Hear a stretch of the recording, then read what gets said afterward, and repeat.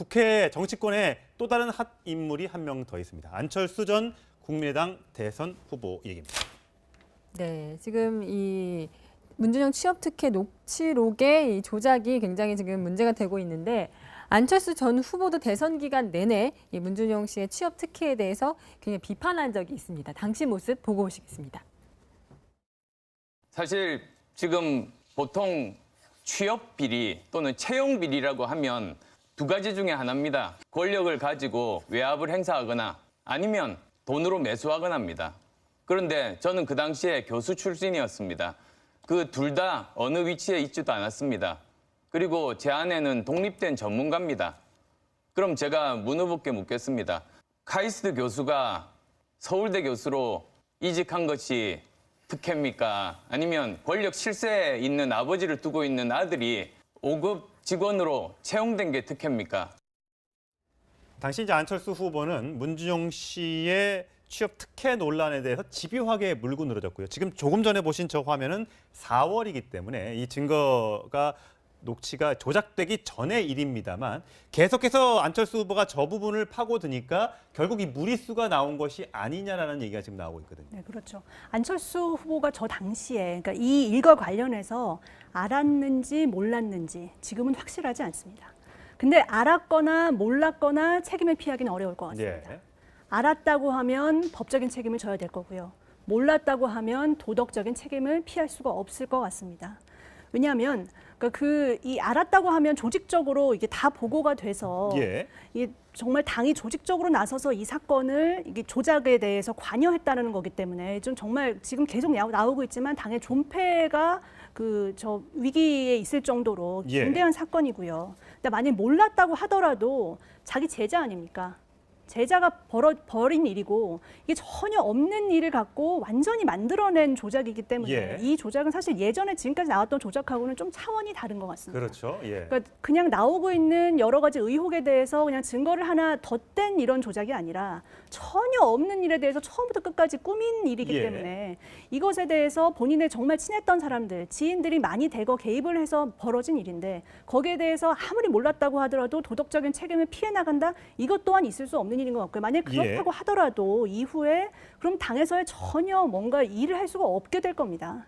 그렇기 때문에 책임을 피해 나가는 거는 있을 수 없을 것 같습니다. 그런 측면에서 지금 안 후보는 굉장히 위기에 있다고 보여집니다. 네, 예. 일단 지금 검찰이 이유미 씨를 체포했고요. 구속영장을 청구할 것으로 보이고 오늘 오전에는 이유미 씨 자택과 이준서 전 최고위원의 자택까지 압수수색을 했어요. 네, 검사 출신이신데 수사가 어디까지 갈 거라고 보십니까? 우선은 이유미 당원이 긴급 체포되기 전에 지인들에게 내가 혼자 독단적으로 꾸민 일이 아니다라는 취지를 알렸기 때문에 그 윗선에 대한 수사가 계속 진행될 것으로 보입니다. 일단은 이준서 전 최고위원에 대한 수사는 피할 도리가 없을 것 같고요. 당시 저 의혹을 공개적으로 이제 기자회견을 통해서 발표한 사람이 김인원 네. 국민의당 당시 공명선거 추진단 부단장이었고 그렇죠. 네. 그리고 그때 단장이 이용주 국회의원이었거든요. 검사 그래서 출신이죠. 예, 적어도 이 공명선거 추진단의 단장, 부단장 그리고 이준서 전 최고위원에 이유미 대한 씨. 이유미부터 해서 이 라인에 대해서는 사실 확인 정도는 필요할 것으로 보입니다. 예. 사실은 이 이유미 당원이 조작한 녹음 파일과 유사한 사례가 2002년 대선 때도 있었거든요. 2002년 대선을 앞두고 김대엽이라는 사람이 영평. 그렇죠. 이해창 후보의 장남 병역 비리를 은폐하기 위한 병무청의 대책회의가 있었다. 예. 이런 폭로를 하면서 이제 대책회의에 녹음 테이프다라고 이제 제출을 했는데 나중에 보니까 그 녹음 테이프가 다 조작된 거로 그랬었죠? 밝혀졌습니다. 근데 지금 이 사건하고 당시 김대엽 사건의 가장 큰 차이는 뭐냐면 그때는 김대엽이라는 사람이 조작을 해서 도와준 후보가 당선이 됐어요.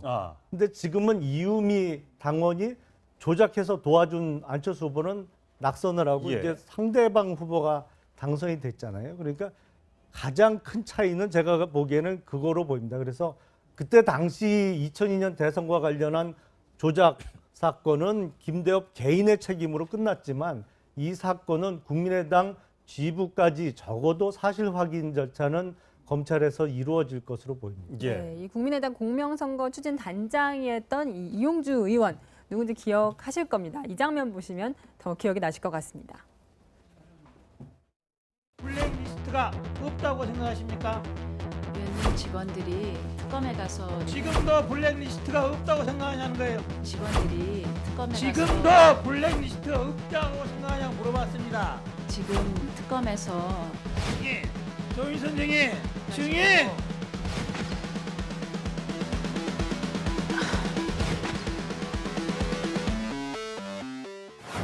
다음 국민의당 이용주 의원 신문합니다. 예. 지금도 블랙리스트가 없다고 생각하십니까? 의원님 직원들이 특검에 가서 블랙리스트가 없다고 생각하냐고 물어봤습니다. 블랙리스트가 있는 건 맞죠?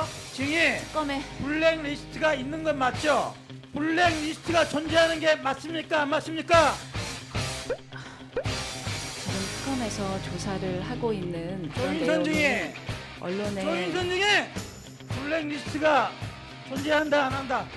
yes, no. 어느 게 맞아요? 존재한다 안 한다? yes, no. 어느 게 맞아요? 예술인들의 지원을 배제하는 그런 명단은 있었던 것으로 판단이 되고 있습니다. 자, 좋아요. 이 정도까지는 제가 받을 수 있어요. 자.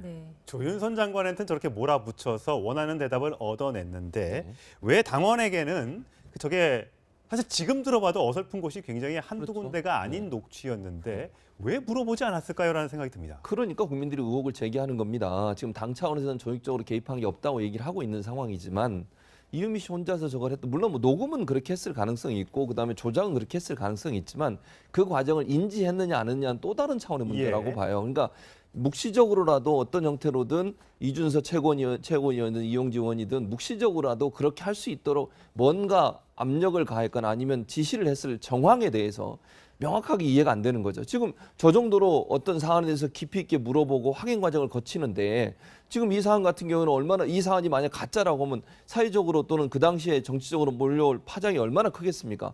그런 부분들을 전혀 확인도 안 하고 조사도 안 하고 그냥 그 사람 말만 믿고 했다는 거 아니에요. 이준석 최고위원은 이유미 씨 말을 믿었다고 하고 이용주 의원은 이준석 최고위원의 말만 믿었다 이렇게 그렇다는 얘기하고 거죠. 있거든요. 예. 그냥 그 사람 말을 그냥 믿는다고 그럼 조윤선 전 장관은 저렇게 물어보면 안 되는 거죠. 한 번 얘기 아닙니다 그러면 아 예 그러고 지나가야 되잖아요. 네. 근데 18번이나 저렇게 집요하게 묻는 그런 스타일이라고 하면 예.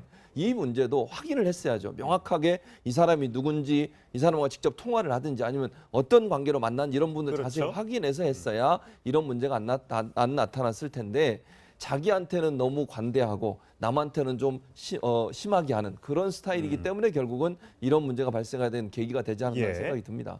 네, 일단 이용주 의원은 만약에 본인이 알았으면은 의원직 사퇴하겠다 이런 배수진을 쳤네요. 네, 그렇죠. 알았더라면 그 사퇴하지 아니라 안 하나도 본인이 밝히지 않아도 제가 볼 때는 사법 처리를 피할 수가 없을 것 같다는 생각이 네. 들고요. 그렇기 때문에 저런 이야기를 할 수밖에 없는데 문제는 제가 볼 때는 바로 이유미 그 당원의 바로 윗선인 이준서 전 최고위원과 그리고 공명선거 추진단장이었던 이용주 의원까지는 검찰이 조사를 할 텐데 네. 그 윗선 그 상임선대위원장이었던 박지원 의원이라든가 아니면 후보였던 안철수 후보가 이 사실을 인지했을 것인가에 대한 여부에 대해서는 아직까지는 제가 볼 때는 수사선상은 아닌 것 같은 생각이 듭니다. 왜냐하면 잘 아시겠지만 안철수 그 전 대표의 성품상 이런 것을 알면서도 그 정치 공작을 통해서 대선에 유리하게 하겠다? 그럼 상상하기 좀 어렵다는 생각이 들고요. 예. 다만 이 안철수 후보가 전 후보가 입장을 늦게까지 지금까지 얘기를 3일이 지나도 얘기를 안 하는 이유는 예전에 왜 대선 총선 끝나고 나서 광고비 리베이트 사건 그렇죠. 지금 뭐 무죄가 나왔지만 그 당시에도 도의적 책임, 법적 책임의 도의적 책임으로 당 대표직을 사퇴했거든요. 예. 그렇기 때문에 이번에도 법적인 책임이 있지 않더라도 정치적이고 도덕적 책임에 대해서 그 수위를 어디로 정할 것인가에 대해서 깊은 고심을 하고 있는 게 아닌가. 그것도 그런 생각해보면 생각이 듭니다. 작년 6월이니까 그렇습니다. 6월이 굉장히 안철수 전 대표에게는 굉장히 어려운 달이 되어가고 있는 것 같습니다. 저희가 제목으로 제자 아들 폰 동생 목소리 이렇게 썼는데 이게 네. 이제 무슨 얘기냐면 광명훈 차장 이게 카톡방을 만들었는데 아들 전화기 10살밖에 안 된 아들 전화기로 카톡방을 만들어서 여러 사람이 그러니까 카톡을 하는 것처럼 꾸몄고 또 친동생의 목소리를 음성을 가지고 뭔가 녹취를 만들었고 뭐 이런 내용이잖아요. 카톡을 좀 보면서 좀 설명을 좀 해주세요. 카카오톡 대화방 메시지를 보면 여러 가지 의혹들이 나오면서 노란색이 이제 이유미 씨가 적은 거고요. 밑에 하얀색이 이제 다른 사람들로 이제 명의로 되어 있는 건데 내용들이 뭐 그래요. 뭐 엄마 아빠가 시원찮은 아들 장녀가 걱정돼서 약간의 힘을 발휘한다고 이해해. 약간의 5급 공무원 힘이 엄청 나는구만. 뭐 그 정도는 할 수 있는 권력이지. 뭐 이런 거. 그다음에 국가기관을 아빠 회사쯤으로 생각한다고 남의 기회를 뺏었다는 그런 의식이 없어요. 뭐 이런 것만 보면 저 진짜 문준용 씨의 학교 동기가 문준용 씨를 굉장히 업신여겨 보고 뭐 이런 문제가 있는 사람으로 하고 있는 것처럼 보이는데 알고 보니까 저게 초등학생 아들 폰이었던 거예요. 그렇죠. 이게 아까 이 문준용 의혹 증거 조작 흐름도 한번 보여주시면 예, 흐름도요. 한번 네. 보시면 이해가 좀 빠를 것 같은데요. 흐름도를 한번 보겠습니다. 이게 여기에 새로 등장하는 사람이 저는 이 K 씨를 주목해야 된다고 생각이 드는데 이게 오늘 동아일보 보도로 알려진 알려진 신선하다 그러면 아니고 새롭게 등장한 예. 인물입니다. 저 K 씨는 실제로 파슨스쿨에 다녔던 사람이에요. 예. 네. 근데 저 사람이 이유미 당원한테 이 의혹을 제보를 하죠. 근데 이유미 당원이 이 단계에서 어떤 일이 있었는지가 앞으로 검찰 수사 단계에서 가장 먼저 밝혀야 될 일이라고 생각이 되는데 이 사람이 그러니까 저희가 취재하기로는 이유미 당원한테 실제로 본인이 그런 얘기를 들었다는 얘기를 좀 하고 다녔다는 거예요. 네. 그래서 이거를 듣고 이유미 당원이 윗선에 이야기를 한 거죠. 저 지금 나오는데 지인 중에 파슨스쿨 출신이 있다라는 얘기를 듣고 이 얘기를 들으니까 지인을 잘 접촉해 보라는 이준서 전 단장의 지시가 있었던 예. 겁니다. 그러니까 이거를 통해서 이제 일이 좀 더 부풀려지기 시작하는데요. 근데 이유미 씨는 이 증거를 확보하기가 쉽지 않았고요. 그래서 증거를 뭔가 얘기는 있는 것 같은데 증거를 확보하기는 쉽지 않으니까 그때부터 이제 뭔가 만들어서 올려야 되겠다는 생각을 네. 하지 않았을까 하는 게 저희 지금 2단계에서 기자들의 추측입니다. 예. 네, 그래서 카카오톡 메시지는 그 아들의 핸드폰에 있는 카카오톡의 대화명을 바꿔서 이렇게 만든 것으로 알려졌고요. 음성 파일 같은 경우는 동생이 대신 이렇게 녹취를 해준 것으로 알려졌는데요. 지금 들어보면 굉장히 조잡스럽다 이런 생각이 드실 수도 있을 것 같습니다. 함께 들어보시겠습니다. 문 후보님 아들 준용 씨 관련해서 같이 파슨스 계실 때 들으셨다는 말 한 가지만 좀 확인 좀 할게요. 그게 본인이 뭐 이렇게 지원을 해서 이렇게 합격을 한 그런 게 아니라 어느 날 부친이 갑자기 어디다 야 뭐 원서 하나 내봐 이렇게 해가지고 했다고 들었는데 그게 맞나요? 자세한 건 모르겠는데 듣기로는 그렇게 들었어. 뭐 아빠가 얘기를 해서 어디에 이력서만 내면 된다고 얘기를 했던 것 같은데. 그러면 당시에 파슨스에 있었던 직원들이 다 좀 어느 정도는 다 알고 있겠네요. 당연히 그걸 모르는 게 이상한 거지. 아니 너무 문 후보께서 자신 있게 본인 실력으로 합격했고 뭐 그렇다 이렇게 얘기를 하시길래 근데 뭐 학교 졸업 직전에 다른 경력이 없었는데도 불구하고 그렇게 한 건 좀 의아하긴 했죠. 만약에 검찰이 그러니까 저 녹취록 저런 게 입수가 되면 저런 거 음성 분석이나 또 뭐 거짓말 탐지 이런 거 해서 좀 저거의 증거의 진위를 파악을 좀 합니까? 어떻습니까? 음성 분석은 이제 뭐 잘라 붙이거나 조작을 하거나 순서를 바꾸거나 하면 이제 드러나는데요. 저거는 뭐 음성 분석으로 드러날 수 있는 건 아니고 녹음 파일을 갖고 거짓말 탐지기 검사를 할 수는 없습니다. 예. 그러니까 저거는 과연 저 녹음된 목소리가 누구 목소리냐부터 찾아 들어가야 되고 예. 뭐 요새 흔히 하다 보면 저걸 이제 만났으니까 그러면 만나려면 약속을 정했을 거고 그러면 다 이제 요새 휴대폰으로 뭐 전화를 걸거나 문자로 약속 장소를 정했을 거니까 그때 당시에 통화 내역을 확인해서 누구랑 그러면 이 사람이 누구냐 만나기로 약속해서 그 장소에 나타난 사람이 누구냐 이런 걸 캐가기 시작해서 이제 신원 확인을 보통 하거든요. 근데 이거는 수사해 보니까 바로 허탈하게 이유미 당원의 이제 남자 동생이 이제 마치 파슨스 출신의 문준용 씨의 동기인 것처럼 이제 가장을 해서 녹음을 했던 게 뭐 쉽게 드러날 수밖에 없었던 사안 아닌가 싶어요. 그 당시에 전화 한번 해보면 금방 나올 텐데 그래서 이용주 의원이 나중에 전화를 해봤나 봐요. 4월 달에 만나서 이거 어떻게 된 일이냐 이실직고 해라. 그래서 번호 줘봐 해서 전화했더니 동생이 받았다는 거 아닙니까? 너무 어수룩하죠. 제가 보아도 이해가 안 가는데 그것도 생각해 보십시오. 국민의당의 일부 핵심적인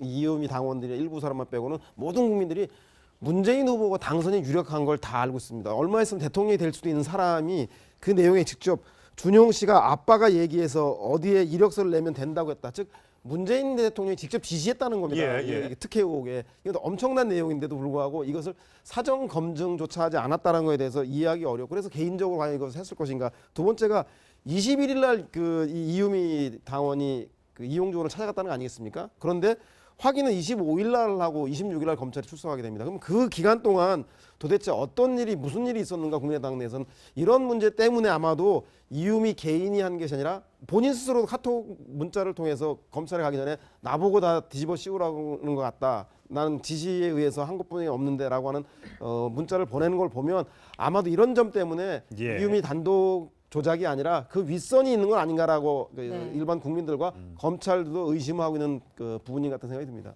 네, 정말 왜 이렇게 쉽게 드러날 범행을 저질렀을까? 이 지시가 있었던 걸까, 혹은 이 안철수 전 대표에 대한 존경심에서 그랬을 건가 정말 궁금한데요. 2012년에 이유미 씨가 이 안철수 당시 후보에 대해서 이렇게 얘기한 적이 있습니다. 함께 들어보시겠습니다. 저는 국가와 민족을 진심으로 걱정하고 마음의 치유를 희망하는 안철수 교수님의 제자입니다.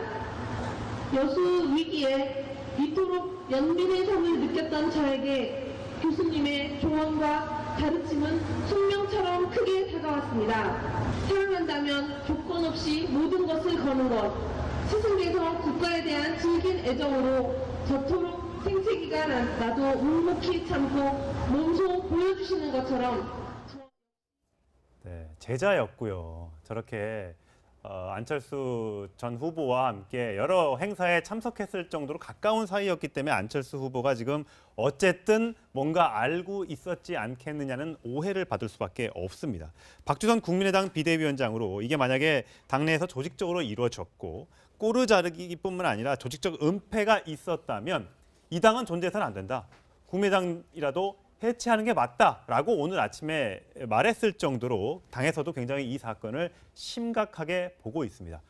또 오늘 이제 곧 이제 구속영장이 청구가 된다고 하면 이유미 씨의 입을 통해서 지인은 누구였는지, 그 지인으로부터 무슨 얘기를 들었는지, 윗선에 보고했는지 지시를 받았는지 등등의 여부가 좀 가려질 것으로 보입니다.